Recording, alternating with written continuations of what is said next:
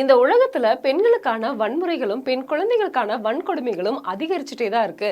இதனால பெண்களுக்கு நடக்கக்கூடிய வன்முறைகளை வெளி உலகத்துக்கு காட்டி அதற்கான நியாயமான முடிவுகளை எடுக்கணும் அப்படின்னு ஐநா சபை முடிவெடுத்தாங்க. அதனால 1999 வருஷம் டிசம்பர் 17ஆம் தேதி ஐநா சபை கூடும்போது ஆண்டுதோறும் நவம்பர் 25ஆம் தேதி பெண்களுக்கு எதிரான வன்முறை ஒழிப்பு தினம் அப்படிங்கிறத நம்ம கொண்டாடணும் அப்படின்னு முடிவு செஞ்சாங்க.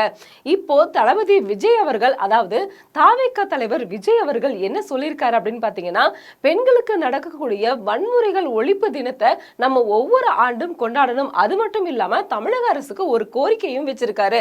பெண்களுக்கான தனி இணையதளம் ஒன்னு ஆரம்பிச்சு பெண் குழந்தைகளுக்கும் பெண்களுக்கும் நடக்கக்கூடிய கொடுமைகளை அதுல புகார் அளிக்கணும், அதற்கான நடவடிக்கைகள் எடுக்கணும் அப்படின்னு தளபதி விஜய் அவர்கள், தாவேகா தலைவர் விஜய் அவர்கள் தெரிவிச்சிருக்காரு.